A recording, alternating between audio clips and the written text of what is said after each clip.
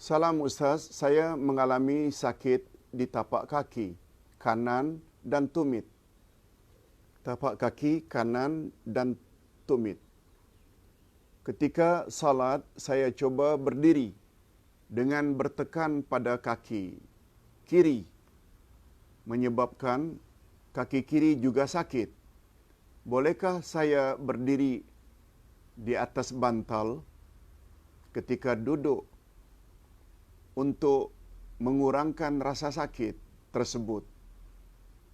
Kalau berdiri di atas bantal menjadikan ketika sujud dahi jauh ke bawah berbanding kaki. Hadirin dan hadirat, khasnya kepada Ibu Maryam Badar,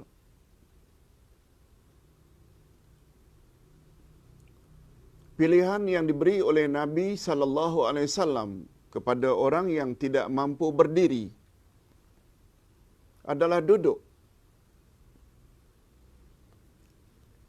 Andai kata duduk juga tidak mampu, boleh baring.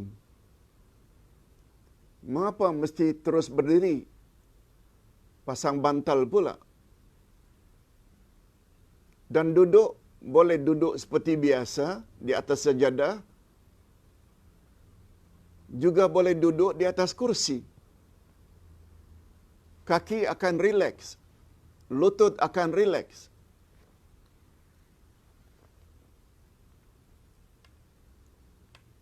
Kalau permulaan salat ketika takbir, kita berdiri, baca doa iftitah, baca surah Al-Fatihah. Andai kata tak sampai habis Al-Fatihah, baru ihdinas siratal mustaqim, kaki, tumit, tapak kaki, lutut dah mula sakit. Lalu duduk di atas kursi yang sudah kita sediakan di belakang kita berdiri. Dia tak melibatkan kaki dan tumit atau telapak kaki. Relax. Kemudian kita rukuk saja juga tidak melibatkan bertelekan dengan kaki. Kalau tak mampu sujud, sujud saja ketika duduk di atas kursi dengan syarat rendahkan kepala lebih rendah daripada ketika rukuk. Mengapa tidak ambil jalan itu? Mesti berdiri juga. Tak. Tak perlu berdiri. Kalau membuat atau berdiri itu membuat kita rasa sakit. Pilihan telah dibuat oleh Rasul. Pilihan telah disebut oleh Nabi sallallahu alaihi wasallam. Tak mampu berdiri boleh duduk. Malah andai kata duduk pun sakit, salat saja dalam keadaan baring. Nabi yang sebut. Ini yang kita panggil dengan rukhsah. Ingat ya, hukum dalam Islam ada dua, ada azimah, ada rukhsah. Azimah itu hukum asal, rukhsah itu hukum kelonggaran. Ustaz buat contoh. Tidak sah salat tanpa wuduk. Tapi bila ketiadaan air atau menggunakan air membuat sakit kita akan lama baik, boleh tayamum. Dan tayamum itu namanya rukhsah. Salat zuhur, asar, isyak 4 rakaat.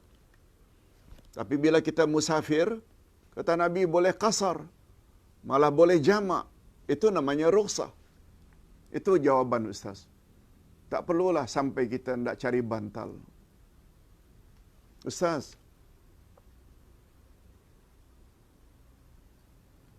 maaf Ustaz, saya bertanya, kata Ummu Atifah. Apakah boleh Asma'ul Husna digabungkan antara satu sama lain sesuka hati?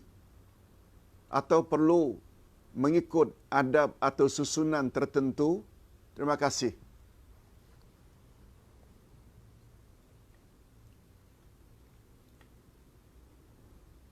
Kata ulama tafsir, antara lain Imam Al-Qurtubi, nama Allah yang tertera dalam Al-Quran, terutama pada penghujung ayat.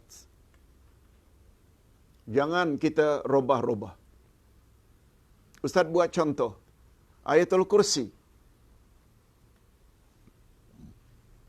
Allahu la ilaha illa huwal hayyul qayyum, la ta'khudhuhu sinatun wala naum. Betul tak ayat itu diakhiri dengan wa huwal aliyyul azim? Dia, yakni Allah, maha tinggi lagi maha agung. Tak boleh kita robah-robah. Dia mesti, sebab urutan itu membawa makna tersendiri. Malah tidak boleh robah kepada nama Allah yang lain. Wa huwas sami'ul alim, nama Allah juga. Tak boleh.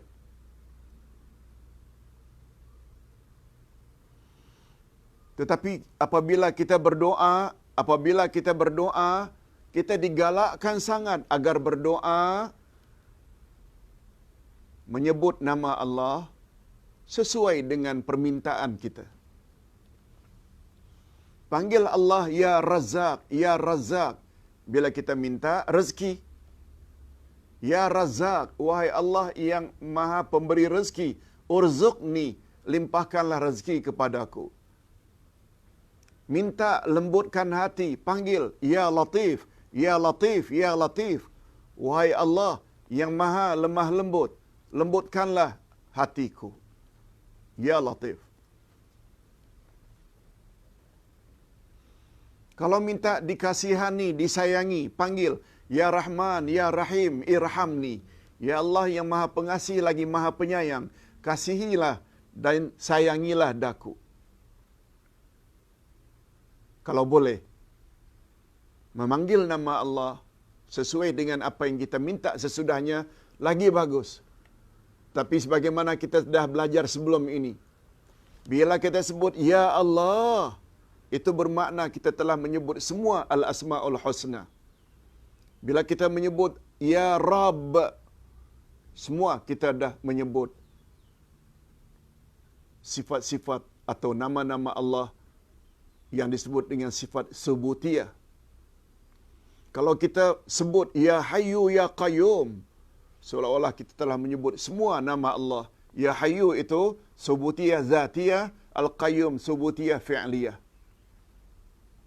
Jadi bagi pandangan Ustaz, dalam kita menyebut nama-nama Allah, tak semestinya ada urutan tersendiri. Tak boleh. Yang tak boleh, bila Allah dah tetapkan dalam Al-Quran, begitu bunyinya, kita tak boleh robah kepada nama Allah yang lain, walaupun dia juga al-asma'ul husna.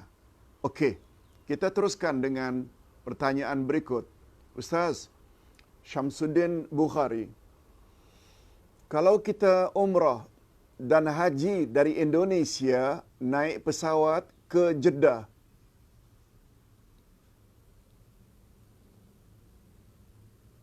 miqatnya di mana Pak Ustaz? Terima kasih. Syamsuddin Bukhari dari Bandung, Indonesia. Baik, terima kasih Pak Syamsuddin. Hadirin dan hadirat, haji adalah ibadat. Haji adalah ibadat, semua kita tahu. Dan ibadat mesti terikat dengan ketetapan yang telah ditetapkan oleh Rasul sallallahu alaihi wasallam.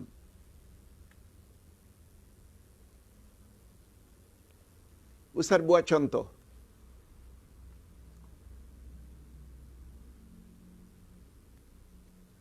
Wukuf di Arafah 9 Zulhijjah, bermula dari tergelincir matahari hari 9 Zulhijjah, tidak sah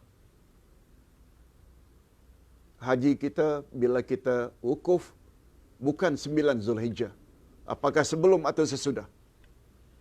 Hatta kita wukuf umpamanya selama 2 jam, 9 Zulhijjah juga tidak sah.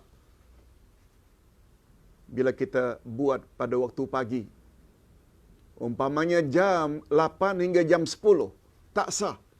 Sebab Nabi telah tetapkan mesti setelah tergelincir matahari. termasuk bab miqat. Miqat makani maknanya tempat-tempat kita mula memakai ihram dan berniat haji atau umrah. Itu namanya miqat. Nabi telah tetapkan. Itu sebabnya Nabi SAW bersabda, "Khudhu anni manasikakum." Ambil hanya daripadaku pelaksanaan ibadat hajimu. Maknanya kita tidak boleh buat sesuka hati. Nabi telah tetapkan untuk orang dari Mesir, miqat makaninya Rabil. Miqat orang Iraq namanya Zatu Irqin. Miqat orang yang datang dari utara Arab Saudi seperti Riyadh, Qarnul Manazil. Miqat orang Madinah hendaklah Zul Hulaifah, yang sekarang ini dipanggil dengan Bir Ali. Miqat orang Mekah ada dua, sama ada Tan'im atau Ja'ranah. Dan miqat orang dari Asia Tenggara, Indonesia, Malaysia adalah Ya Lamlam. Ya Lamlam. Lebih kurang 1 jam setengah sebelum landing ke Jeddah, 1 jam setengah akan dibuat announcement, pengumuman. Lebih kurang 15 minit lagi kita akan melewati kawasan Ya Lamlam. Jamaah supaya bersedia untuk berniat. Yes, itu namanya. Bukan setelah landing di Jeddah. Namun demikian, orang dari Indonesia, orang dari Malaysia juga boleh miqat dari tempat lain, tidak dari Ya Lamlam, apabila mereka berangkat ke Riyadh dahulu. Setelah 1 jam transit, lalu pesawat yang dia gunakan itu berangkat dari Riyadh menuju ke Jeddah atau ke Mekah. Nah, dia mengikut miqat orang Riyadh. Begitu juga apabila dia pergi ke Mesir dahulu, dia ikut miqat orang Mesir bila masuk ke Mekah. Begitu juga apabila orang Malaysia atau Indonesia terlebih dahulu pergi ke Madinah dahulu. Miqatnya bukan Ya Lamlam, tapi miqatnya adalah seperti orang Madinah. Demikian Pak Samsuddin Bukhari tentang miqat. Begitu tentang miqat. Yes.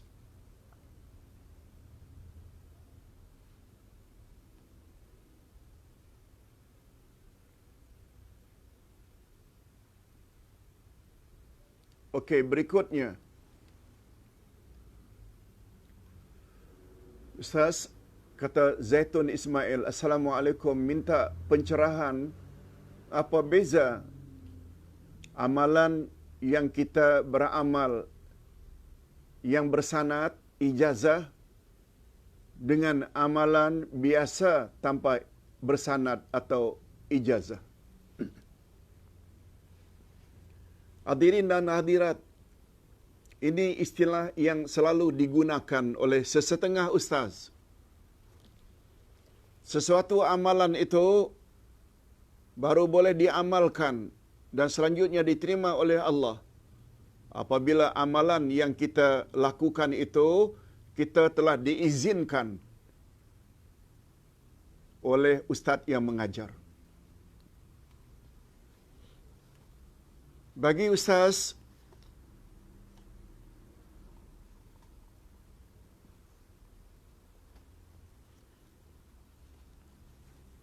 izin daripada guru tidak perlu. Ustaz buat contoh. Buku wirid yang ustaz tulis.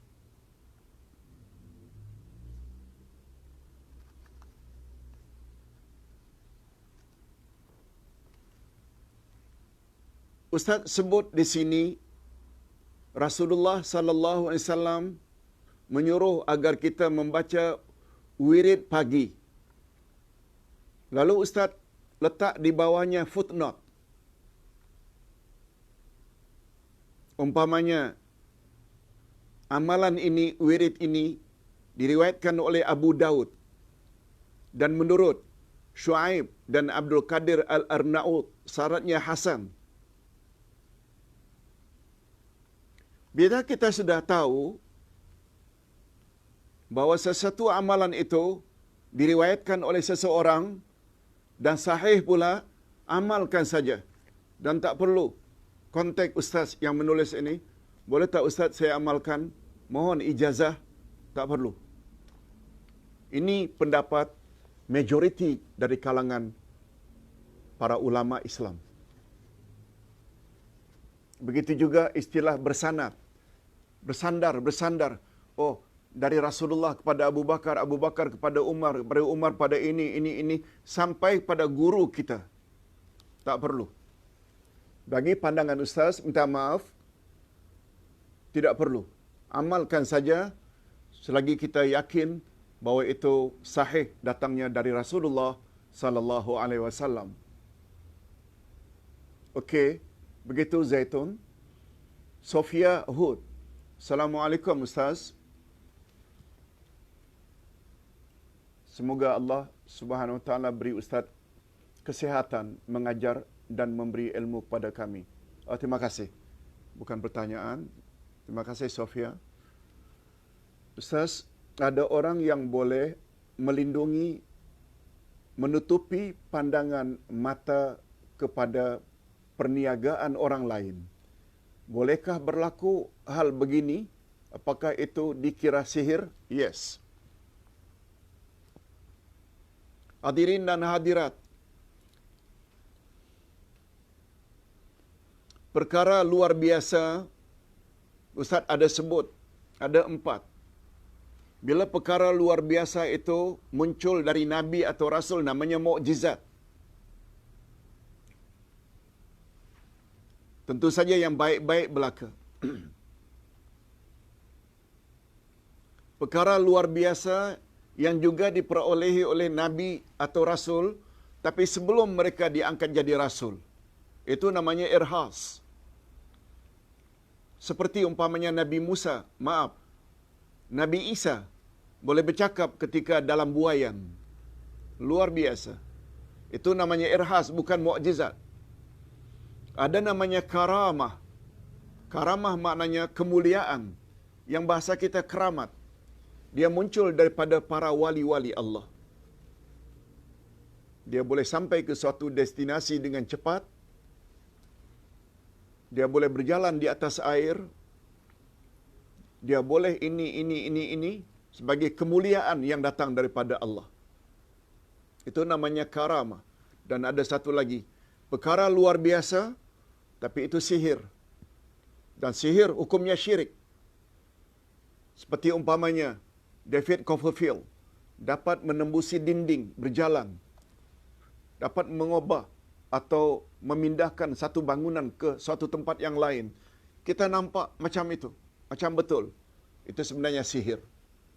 Termasuk menyihir seseorang agar sakit, menyihir seseorang agar rosak rumah tangganya, perceraian, menyihir sampai akhirnya kedainya, tokonya, restorannya tak laku. Ini yang dimaksudkan dengan menutup pandangan pelanggan kedai tempat dia berjual karena perbuatan orang lain. Itu yang dipanggil dengan sihir. Sihir hukumnya dosa besar dan syirik. Na'udzubillah min zalik. Selanjutnya,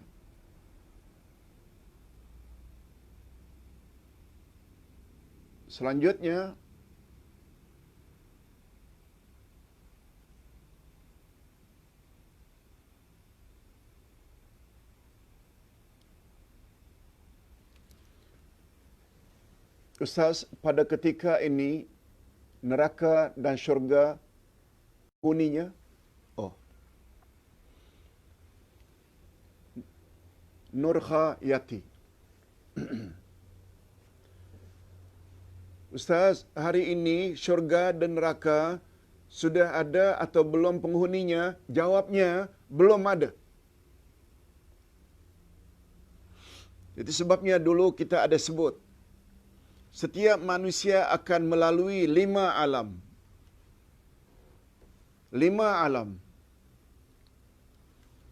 Alam pertama, alam roh. Sebelum kita wujud, alam itu namanya alam roh. Allah pernah himpun semua roh, lalu Allah tanya, betulkah aku ini Tuhanmu? Semua roh menjawab, benar, engkau adalah Tuhan kami. Alam ini jangan dibahas, sebab roh urusan Allah. Alam kedua, alam rahim, atau alam kandungan. Ketika bertemu antara sperma, mani ayah dengan telur ibu, akhirnya menjadi janin, selama 9 bulan lebih kurang, namanya alam rahim. Lalu bila cukup masanya, dia akan keluar, masuklah kita ke alam dunia. Sekarang ini kita berada di alam dunia. Semua kita akan mati. Bila mati, kita namanya masuk alam barzakh. Disebut juga dengan alam kubur.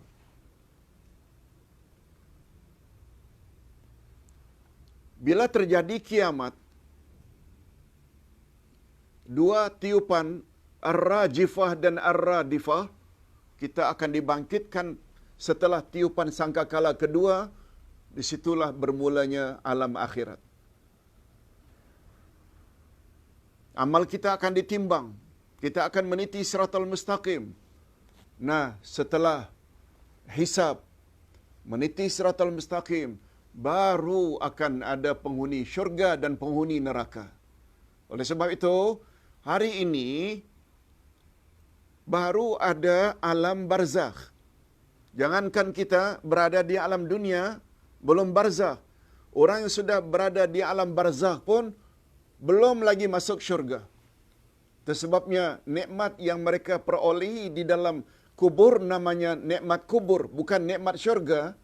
Bagi yang dapat siksaan dalam kubur, namanya azab kubur, bukan azab neraka. Mudah-mudahan boleh difahami oleh Nurha Yati. Berikutnya, alhamdulillah Ustaz, syukur pada Allah dapat ilmu. Sama-sama, Nik Hasnah. Berikutnya, Waalaikumsalam, Jod Hafizah. Assalamualaikum. Ustaz, sekiranya jika salat dengan memakai face mask,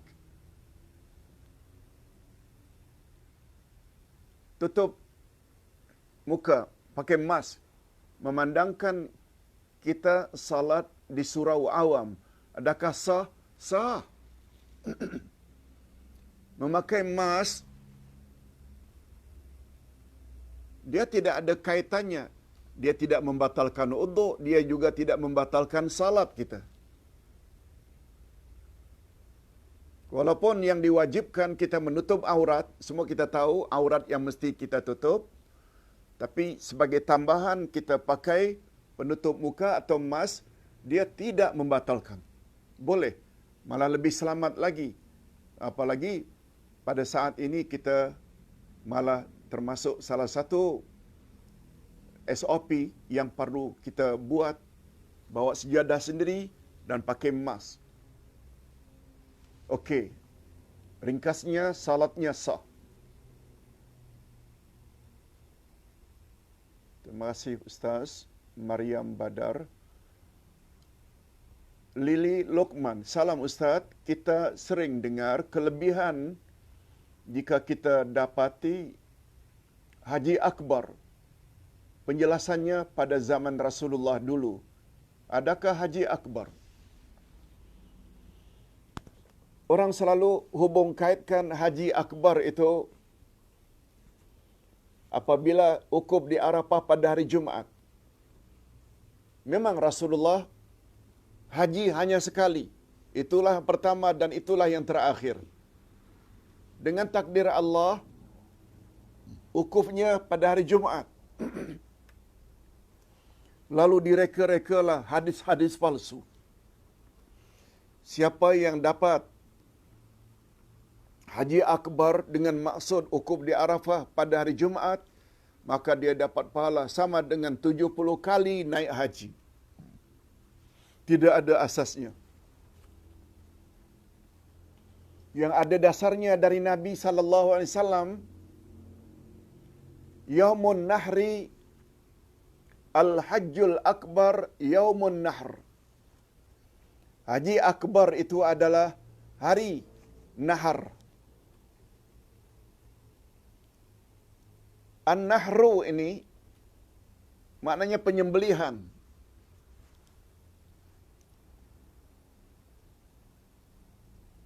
Hari penyembelihan yang dimaksudkan adalah hari raya haji. Yaumun Nahar itu sama dengan hari raya haji. Kalau ditanya mengapa pula hari raya haji itu dikatakan sebagai haji akbar, haji besar, apa sebab? Karena pada hari 10 Zulhijjah itulah paling banyak amal-amal haji dilakukan oleh jemaah haji. Pada hari itu pagi-pagi melontar Jumratul Aqabah. Betul tak? Satu. Yang kedua, pergi ke Jabal Korban bagi yang mampu untuk membuat penyembelihan, dah dua. Yang ketiga, hari itu tawaf ifadah bagi yang mampu, sangat bagus. Setelah tawaf ifadah, sa'i. Semua ini dilakukan pada hari Nahar, iaitu Idul Adha. Atas sebab itu, hari raya haji itu dikatakan haji akbar. Dia tidak ada kaitannya haji akbar itu bila kita naik haji, wukufnya pada hari Jumaat. Kita tidak nafikan tentang kelebihan. Betul tak Jumaat itu adalah penghulu hari-hari dalam seminggu? Sedangkan hari Arafah adalah penghulu hari-hari dalam setahun. Penghulu hari dalam seminggu, Jumaat. Arafah penghulu hari-hari dalam setahun. Bila bergabung, tentu ada kelebihan. Yang itu kita tidak nafikan. Sampai mendakwa fadilatnya sama dengan naik haji 70 kali naik haji palsu. Tidak ada kaitannya dengan ajaran Nabi Muhammad sallallahu alaihi wasallam. Okey. Berikutnya. Salam Ustaz, kita sering dengar haji akbar. Betul. Itu sebabnya hadirin dan hadirat, kalau ingin sempurna keislaman kita, kena belajar. Dan belajar pula bukan hanya dengar cakap orang. Kita mesti berbalik kepada apa kata Allah, apa kata Rasul. Sebagaimana kita tanya dalam hal ini. Bagus. Apalagi kata Nabi, as-su'alu nisful ilmi. Bertanya itu adalah setengah daripada ilmu. Lili Luqman. Kita sering dengar tentang haji akbar. Okey, sudah. Berikutnya,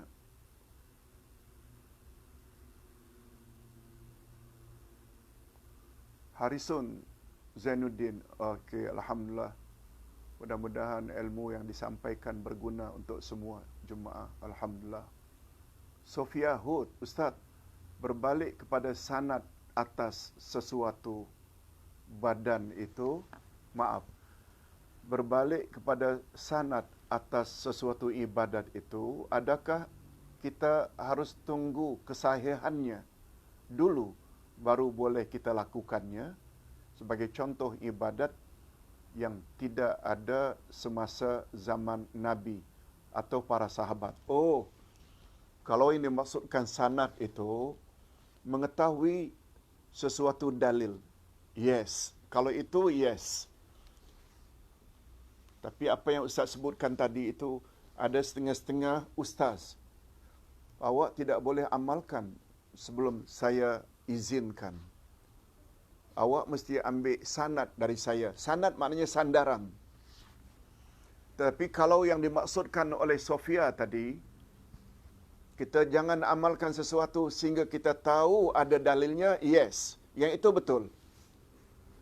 Apalagi dalam bab ibadat. Untuk pengetahuan semua, khasnya Sofia Hud, kaedah ibadat, al-aslu fil ibadah haramun illa ma amarahallahu wa rasuluh. Asal usul ibadat adalah dilarang, haram, tak boleh. Sehingga kita tahu apa yang Allah suruh dan apa yang Rasul suruh. Kita tidak buat reka-reka sendiri, tak boleh. Dia sangat tertakluk ada atau tidak perintah daripada Allah atau Rasul. Salat umpamanya. Nabi explain, salat fardu begini. Salat duha begini. Salat tahajud begini. Salat witir begini. Yes. Setelah kita tahu, baru kita beramal. Apalagi kita semua tahu, mana lebih dahulu ilmu dengan amal? Ilmu. Itu sebabnya kata salafus saleh, al-ilmu imamul amal, wal amalu tabi'uh. Ilmu adalah imam bagi amal, dan amal mengikutinya saja. Okey. Sofia, kalau itu maksudnya betul. Betul. Safar, otai safar, apakah karamah ini boleh terjadi pada bila-bila masa? Yes. Karamah itu yang dalam bahasa kita keramat, dia khas untuk orang-orang yang dekat dengan Allah. Yang kita selalu panggil dengan wali-wali Allah. Syarat untuk menjadi wali Allah dua saja, yaitu iman dan takwa. Dan menurut pandangan akidah Ahlussunnah wal Jamaah, keramat boleh terjadi sampai hari kiamat. Jika Allah berkehendak, cuma dia hanya akan muncul pada orang-orang yang dekat dengan Allah Azza wa Jalla.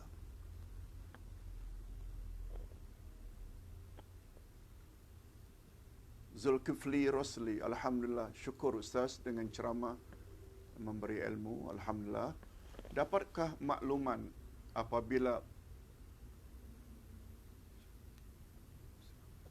terima kasih. Selanjutnya, minta maaf ya, Ustaz terpaksa baca sendiri sebab sedang sendirian sekarang ini. Dan ini yang terakhir, Ustaz. Yes, ini yang terakhir, Ustaz. Jika seseorang itu terkena sihir, bagaimana kita hendak pulihkan keadaan orang yang kena sihir? Okey. Tadi kita dah sebut dah. Perkara luar biasa ada berapa tadi? Ada 4. Ada yang namanya mukjizat, ada namanya irhas, ada namanya karamah, dan ada namanya sihir. Sihir Allah akan bagi kepada orang-orang kafir atau orang Islam yang jahat. Orang Islam yang jahat. Dan Rasulullah sallallahu alaihi wasallam menyebut dosa besar itu ada 7. Nomor 1 Allah sebut syirik. Sihir itu ranking yang tertinggi. Sihir ini adalah sesuatu yang sangat dibenci oleh Allah Azza wa Jalla. Dia termasuk salah satu dosa besar. Hadirin dan hadirat rahimakumullah. Untuk makluman semua, sihir adalah wujud. Jangan kata tak wujud. Tertera dalam Al-Quranul Karim. Nabi Musa berhadapan dengan tukang-tukang sihir milik Firaun. Akhirnya tukang sihir sebanyak 70 orang ini memeluk Islam. Maknanya ikut ajaran Nabi Musa. Karena tak dapat mengalahkan mukjizat Nabi Musa, tongkat yang menjadi ular. Walaupun mereka boleh juga jadi ular, tali dan tongkat mereka, tapi semuanya dimakan oleh ular yang berasal dari tongkat Nabi Musa. Jadi, jangan sampai punya pandangan sihir itu kononnya karut. Tak, sihir wujud. Hanya saja yang kita tidak boleh percaya, sihir dapat memberi kesan dengan sendirinya. Memberi kesan maknanya, sihir boleh mematikan orang, sihir boleh buat orang sakit, sihir boleh membuat seseorang itu bercerai suami isteri, melihat pasangan benci, itu semuanya sihir. Keyakinan sihir dengan sendirinya dapat memberi kesan atau mematikan, membuat orang sakit, itu yang tak boleh. Sebab yang dapat memberi kesan hanya Allah Azza wa Jalla. Itu sebabnya pemahaman itu perlu dahulu. Pemahaman itu perlu dahulu. Sihir wujud, Allah bagi kepada orang-orang yang jahat. Allah dah kata itu dosa besar, tempatmu neraka nanti. Malah dalam Islam sihir, hukuman dalam Islam, tukang sihir hendaklah dibunuh. Begitu menurut pendapat majoriti atau pendapat yang terkuat. Sebab dia memberi mudarat. Walaupun kita percaya sihir itu wujud, tapi dia tidak dapat memberi kesan dengan sendirinya. Itu usaha jahat orang untuk mengenakan kita. Itu sebabnya, karena yang dapat memberi kesan itu adalah Allah, atas izin Allah.